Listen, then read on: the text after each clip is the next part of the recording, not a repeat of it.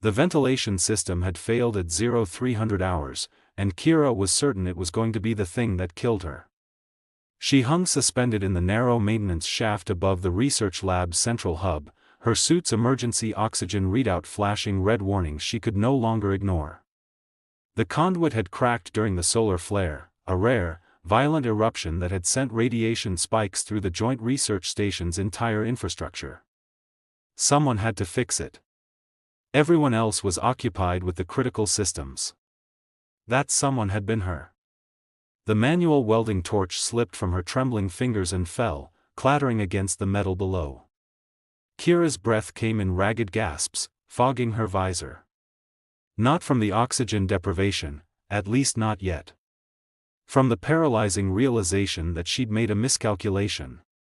The secondary support beam she'd been counting on simply wasn't there anymore, hadn't been for some time.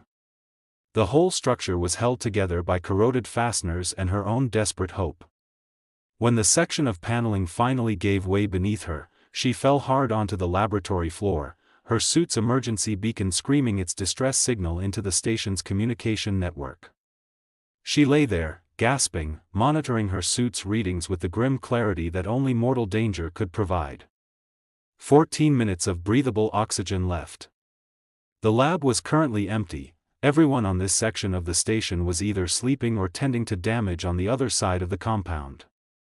14 minutes felt like both an eternity and no time at all. That's when the airlock hissed open.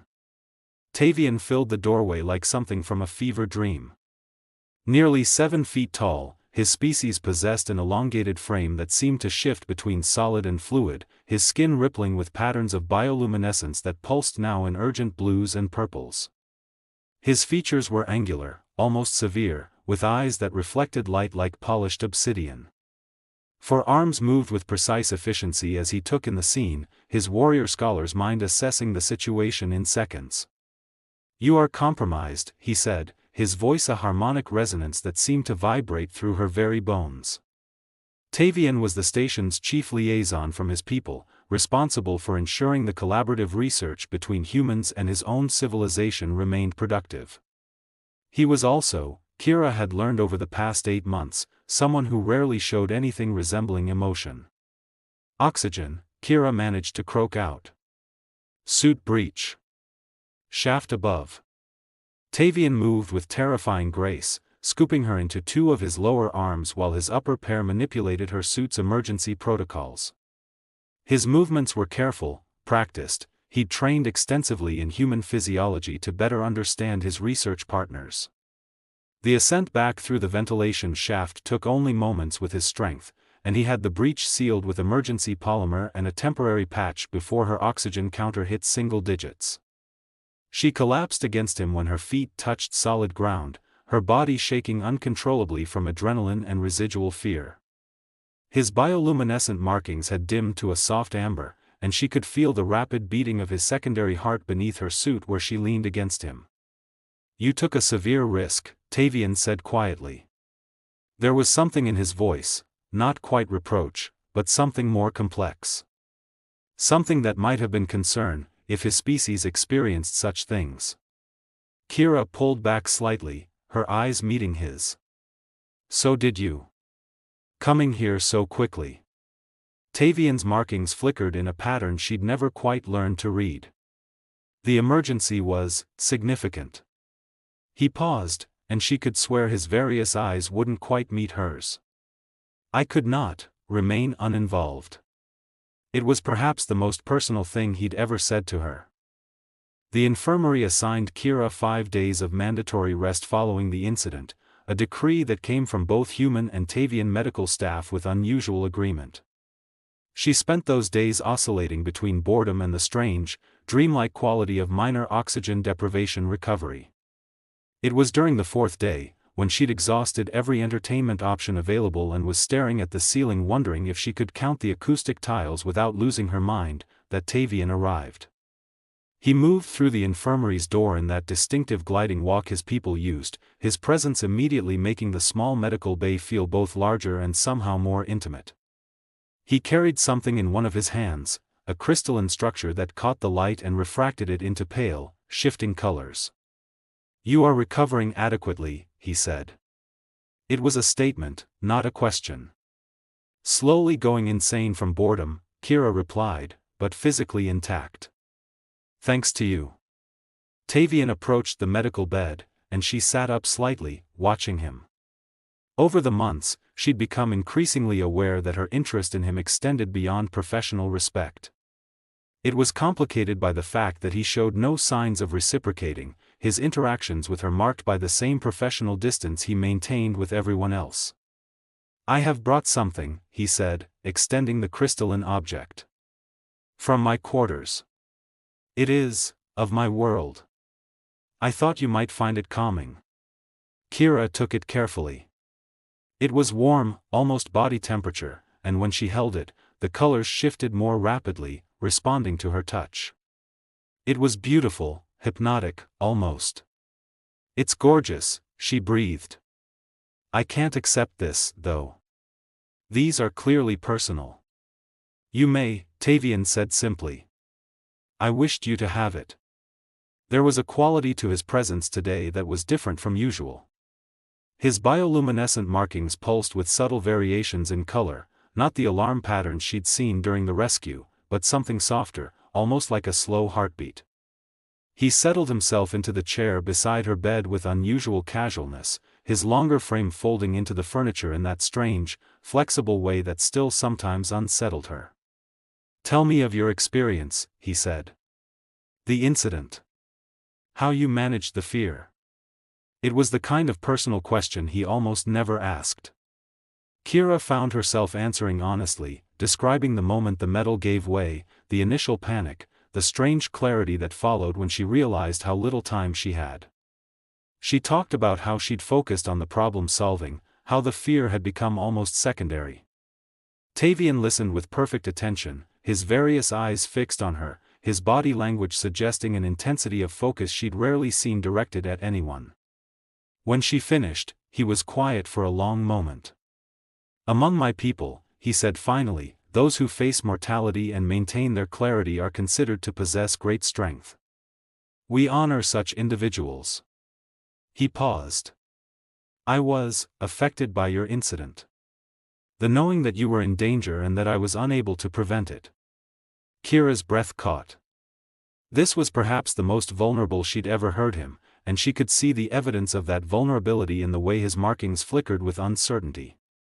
I'm okay though, she said softly. Because of you. Yes, he agreed.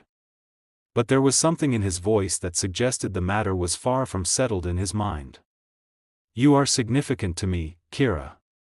I am attempting to understand what that means within the confines of our respective species frameworks. The word significant hung in the space between them, heavy with implications neither was quite ready to voice. She reached out, letting her hand hover near one of his. It was a question, asked without words. Tavian looked at her hand, then at his own, then back at her face. For a moment, she thought he might pull away. Instead, he extended his lower arm slowly, his movements deliberate, letting the bioluminescent skin of his appendage brush against her palm. The sensation was electric, warm and alive, his markings brightening where they made contact. He maintained the touch for only seconds before withdrawing, but those seconds felt like a conversation unto themselves. I do not yet understand these feelings, he said quietly. But I find that I do not wish to avoid them any longer. 3 days later, Kira was cleared for light duty, and the station's normal routines reasserted themselves with methodical efficiency. The solar flare damage required weeks of repair, and she found herself working alongside Tavian more frequently than ever before. At first, it was merely the coincidence of overlapping responsibilities. Then it became something more intentional. They would find reasons to work the same shifts. Their conversations deepened, moving beyond the professional into territories that felt increasingly intimate even when they were discussing technical specifications or research data. There was something about Tavian's presence that had begun to infiltrate every aspect of her day, the awareness of him across the lab, the anticipation of their morning briefings, the strange ache when he had to attend to duties that took him to other sections of the station. It was during one of these conversations, late in the evening shift when the rest of the lab had emptied out, that Kira began to understand the true nature of her feelings. They were reviewing data from the research team's collaborative study on cross-species biological compatibility, somewhat ironic, given the current state of Kira's heart. She was hyper-aware of how close he sat beside her, of the subtle hum his body produced, a frequency that seemed to resonate with something deep within her own physiology. "Your species experiences emotional connection differently," she said, not quite asking. "I've noticed." Tavian's markings shifted to a thoughtful violet. "Yes. Among my people, emotional bonds are not frivolous. They are declarations. Ones that carry significant implications for one's social and personal structure." He turned to look at her fully. "Why do you ask?"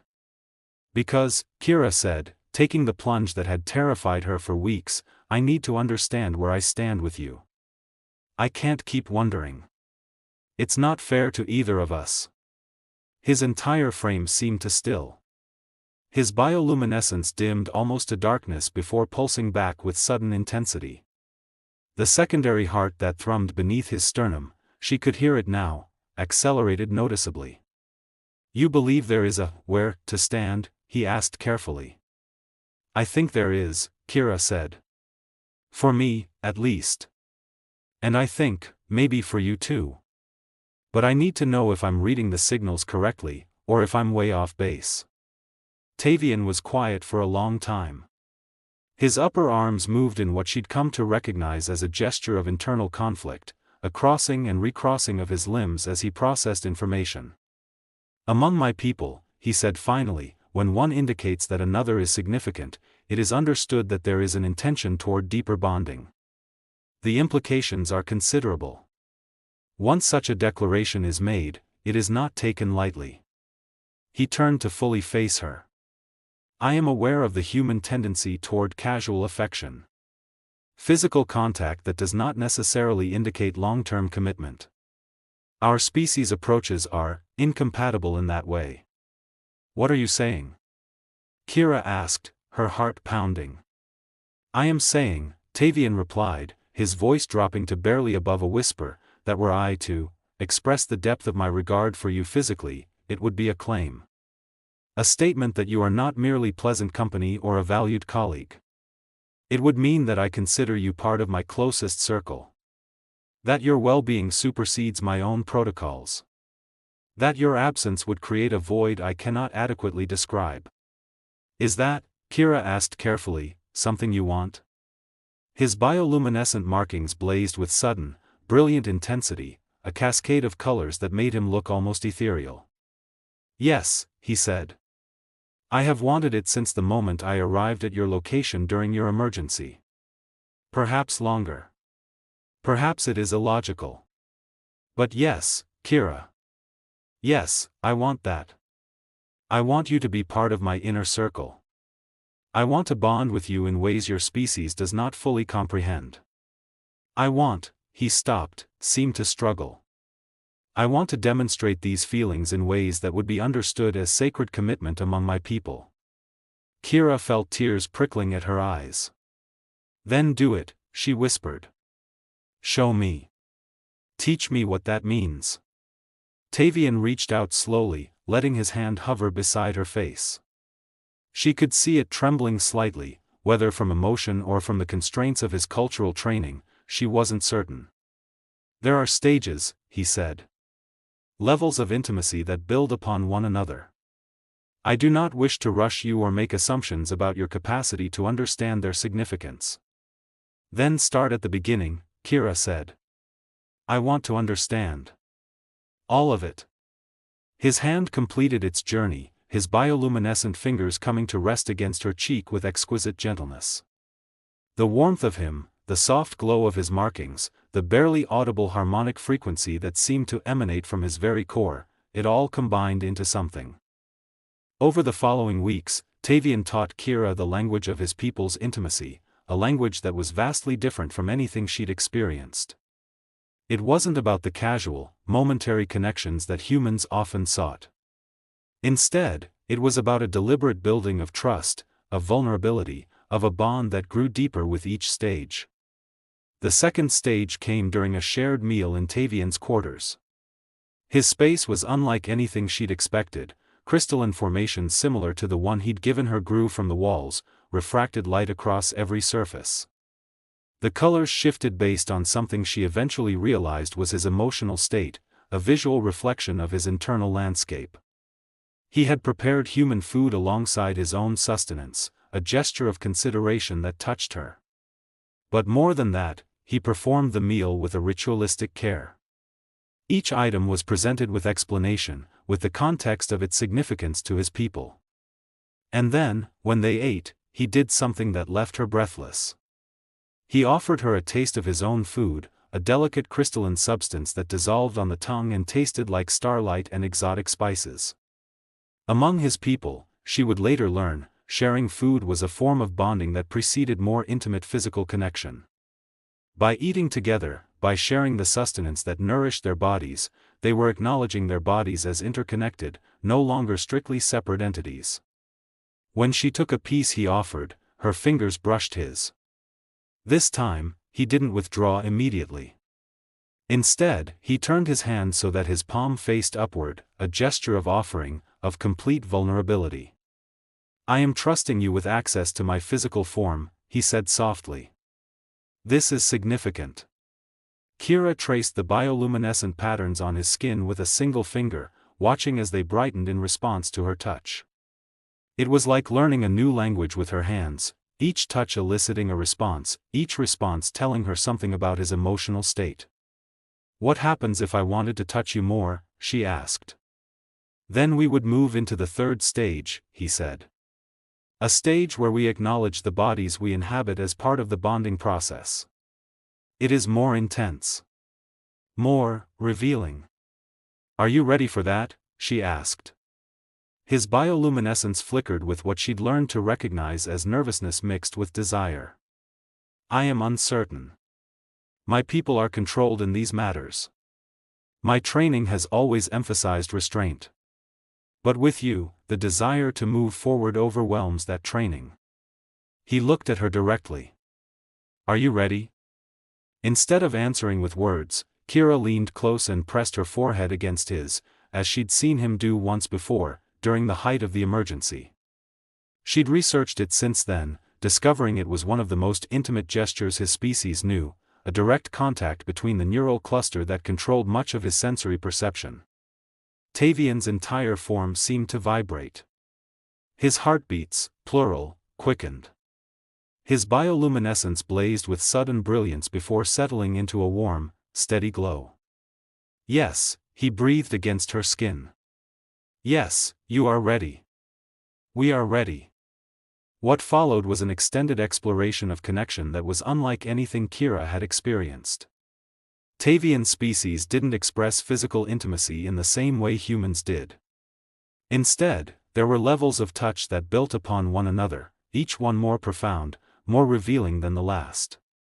There were the embraces, where he would wrap his 4 arms around her carefully, mindful of his superior strength, and she would press against him until she could feel all of his heartbeats thrumming in synchronization with her own.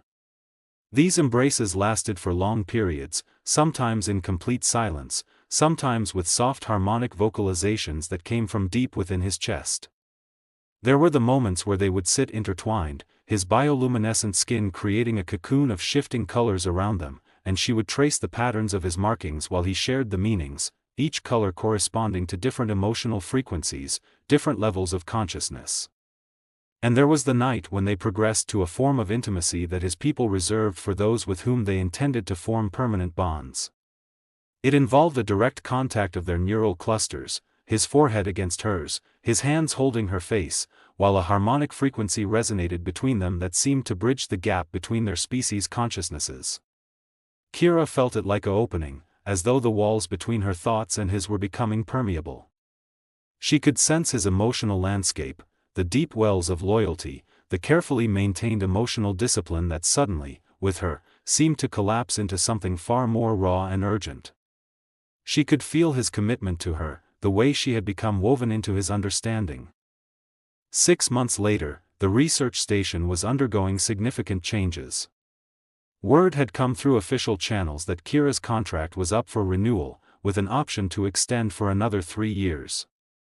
It was a routine administrative matter on the surface, but for her and Tavian, it represented something far more profound. They sat together on one of the observation decks, a vast transparent viewport looking out over the rust-colored landscape of the planet below. The crystalline structures that Tavian's people had brought to the station, designed to process local minerals and expand their research capabilities, had begun to spread across the landscape, creating strange beauty where there had been only barren rock. "Will you stay?" Tavian asked. It was the third time he'd asked in as many days, and she could hear the uncertainty beneath the question. Despite their bonding, despite the neural link they'd shared multiple times now, uncertainty still existed. Vulnerability didn't disappear just because you'd committed to another person. "Yes," Kira said, gripping his hand. "My answer hasn't changed. I'm staying. I'm signing the extension. I'm staying with you." Tavian's bioluminescence brightened. "There is something I must tell you. Something my people's leadership has decided." Kira felt her heart rate accelerate. "What?" "They wish to formalize the bonding," he said carefully. "Your connection to me has become known among my people. And because of our bonding, they wish to acknowledge you officially as part of the inner circle. It would require a ceremony. An acknowledgement. A formal declaration that you are life bond connected to one of my kind. Is that something you want?" Kira asked. Desperately, Tavian admitted. "But it is also a responsibility. Bonding with me means becoming part of my people's structure. There will be obligations. Expectations. You would not simply be my life bond, you would be recognized as a bridge between species. It is considerable." Kira considered this. The idea of formal acknowledgement, of being woven into the fabric of his culture's social structure, was daunting. But then she thought about the months they'd shared, about the way their hearts had learned to synchronize, about the neural connection they'd formed that transcended species and genetics and everything that should have kept them separate. "Tell me about the ceremony," she said. Tavian's entire frame seemed to relax. "You are considering it?" "I'm asking for details so I can make an informed decision," Kira said with a smile. "Though I think I already know what my decision is." Tavian pulled her close, and she rested her head against his chest, listening to the multiple heartbeats that had become as familiar to her as her own. "The ceremony would involve the touching of minds, a deeper connection than we have yet achieved. It would be witnessed by my people's leadership. And it would be codified. From that moment forward, you would be recognized as life bond connected to me in all matters of law and culture." "That sounds serious," Kira said. "It is," Tavian replied. "But then, we have never been anything but serious about this connection. From the moment I found you in that ventilation shaft, knowing that you needed help and that I could not let you face that danger alone, this was inevitable." Kira pulled back to look at him. In the light from the viewport, his bioluminescent markings glowed softly, creating an ethereal beauty that never quite stopped taking her breath away. "I want this," she said. "I want the ceremony. I want to be bonded to you officially and completely. I want to be part of your people, your culture, your circle." "Then I will make arrangements," Tavian said. "The ceremony should take place within the lunar month. It will be significant. Your people and mine, gathered together. A declaration that bonds between species are possible. That love transcends biology." Over the following weeks, preparations began. Kira worked with Tavian and his people to understand the ceremony's components, to learn the significance of each gesture, each touch, each harmonic frequency that would be exchanged. It was complex, requiring her to essentially learn a new language, not just of words, but of physical connection and emotional resonance. The night before the ceremony, Tavian came to her quarters. They'd taken to spending their off hours together, in an arrangement that was becoming increasingly open and acknowledged around the station. The surprise and skepticism that some of the human staff had initially shown had gradually given way to acceptance, even warmth, as people watched the way they moved around each other, the care they took with one another. "I am nervous," Tavian admitted, his bioluminescence flickering with the kind of blue uncertainty she'd come to recognize. "Me too," Kira said. "But I'm also certain. I know this is what I want." Tavian settled himself beside her, his form somehow man.